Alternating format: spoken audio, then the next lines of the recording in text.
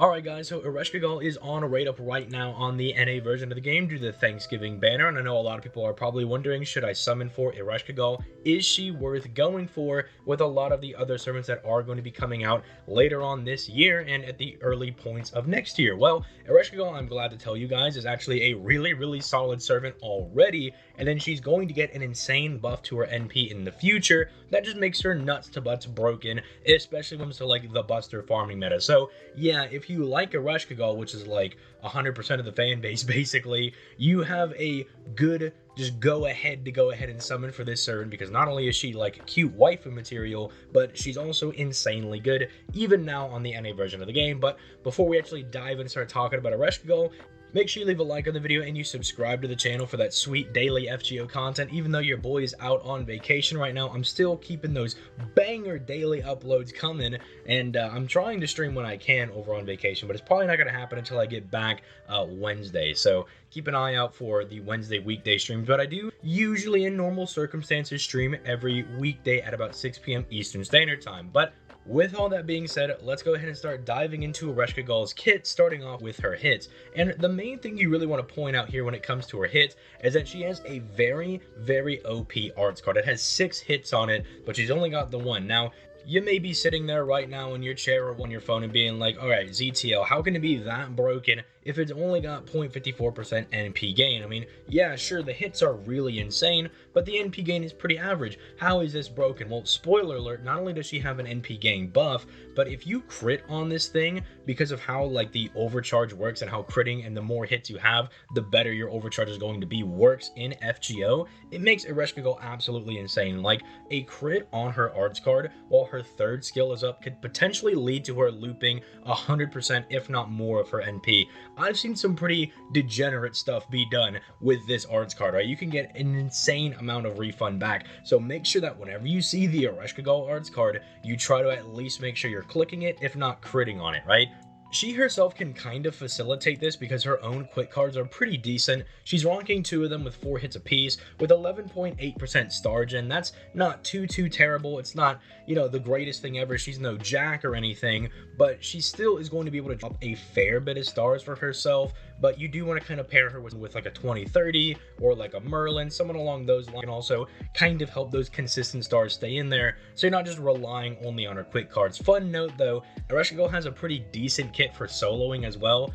She's been known to solo a couple of fights in the game. The most notable one is probably the like Jaguar Man, Berserker Nobu, and Summer Jean one that like always changes the terrain. It's very like notorious for Ereshkigal that she was able to solo that. And if you're doing solos and you always have access to like the arts and the quick card, it kind of becomes a little bit better, more self-sufficient. But if you're not going to be doing something like that, if you're going to use her for like farming, you don't really care about the star gen, and if you're going to use her with like an actual setup for a challenge quest, make sure they're being able to funnel stars into her, you know, the general normal good stuff that you want to have in any team comp, right? So let's go ahead and start moving into some of her skills, starting off with her first skill. This in effect is basically her survival skill. It's going to be giving her a lot of good things to actually keep her in the fight. So she's going to be getting an invincibility buff for 1 turn. She's going to give herself debuff immunity just straight up for 1 turn, insta-kill immunity for 1 turn, and then the ability to give herself a chance-based buff removal resistance that is at a 100% value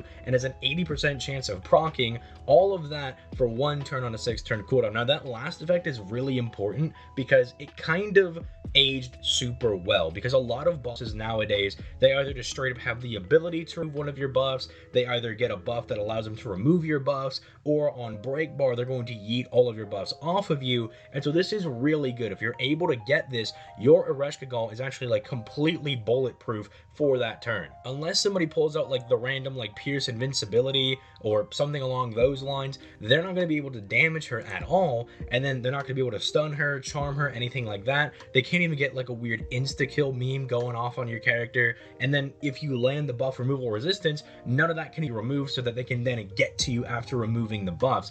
It just makes Ereshkigal very tanky as long as you do get that, and it is 80%, so you know that's pretty high. That is almost going to be a guaranteed buff for you right there. But again, you know, we know in FGO that if it's not 100%, it might as well say 0%, right? Again, I have PTSD from playing Pokemon Showdown where they told me that Fire Blast has a 75% accurate move, and then I missed like 800 of those in a row.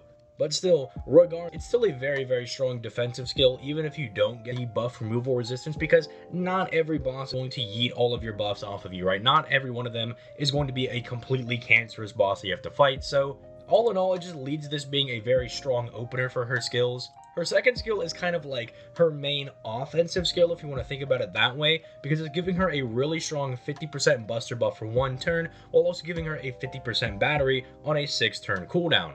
This is just kind of like the good stuff that you would want from just any offensive servant, or just any servant that you're going to be using offensively in general. It gives you nice damage for 1 turn. It gives you almost immediate access to your NP as long as you have some other way to find that last 50%, whether it be a CE, whether it be someone like Koyenskaya or Waver. Doesn't really matter. Very, very strong in general, and it's what allows Ereshkigal to be used in the Koyenskaya buster farming meta. It makes her really strong for that, especially after we get to her buffed NP.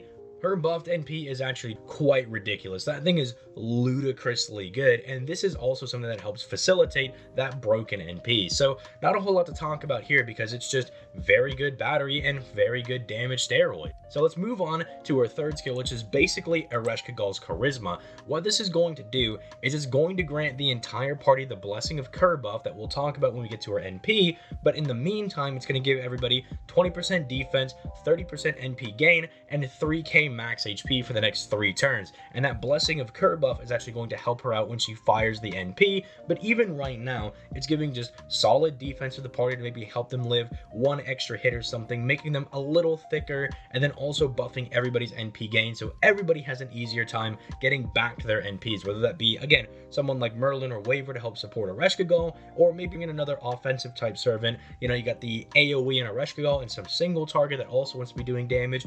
It just helps out the entire party. But I think I'm going to go ahead and start moving into the NP, because the NP really combos well with this third skill. Now, I'm going to talk about the buffed version of the NP, because the buffed version really puts into perspective what kind of investment you're doing over here with Ereshkigal, because it's an AoE 5-hit NP that gains the ability of a special damage mod against Earth attribute enemies, just flat 150% guaranteed. Earth attribute is one of those very good special damage mods, because it not only includes a lot of servants, but it also includes a lot of common enemies you're going to be finding and farming. And so it makes, again, Ereshkigal really good if you want to use it in a challenge quest where there happens to be some Earth attributed servant that you're going to be fighting, or Earth attribute enemies that are there. But even in just general farming nodes, it means she's going to perform very, very well. And I've even seen her be able to farm Saber class enemies as long as they have that Earth attribute. So it even allows her to go into farming neutrally, or even go in at a disadvantage, which is absolutely insane. It makes her very valuable. But then she's also giving the entire party a critical attack chance reduction, so basically like reducing the chance of them getting blasted by crits, giving them insta-kill immunity for 3 turns, and then also a nice 20% attack buff for 3 turns as well. That's also really strong because it allows Ereshkigal to double buff herself, because you'll remember that she gives herself that buster buff on her second skill, and then she gives herself the attack buff over here. Unfortunately, the attack buff does not proc first before she does damage, so to really see the results, you need to pop the NP at least once while the third skill is up, and then fire a second NP. But also, thankfully, she does have a buster buff on her overcharge that does proc first. It goes anywhere from 10 to 50% depending on overcharge. So if you get her like overcharge level 3, you can still do some pretty decent damage even if the second skill is down. But overall, Ereshkigal is just one of those servants that just does a lot and is aged very, very well in FGO. I mean, when DW made this servant, they pretty much gave her everything she would need to age very, very finely. I mean, her defensive skill is very strong. The 50% battery ages very well. Every servant would love to have that. The buster buff is really strong for like just immediate big damage. And then just the insane smorgasbord of buffs she's able to give the entire party, especially after her NP buff, is stupid, dummy, insane. And then for some reason, they also tacked on an Earth attribute damage mod, just in case your Ereshkigal wasn't doing enough damage when her second skill was down. Overall, if you want to go summon for this servant, you know, you pretty much have the go-ahead to do it. I'm not going to tell you no. As long as, you know, you want this servant over some of the other servants that are going to come out, then by all means, go ahead and summon for this servant, because she's absolutely great. She is a fine gem to go ahead and summon for, and she will definitely serve you well.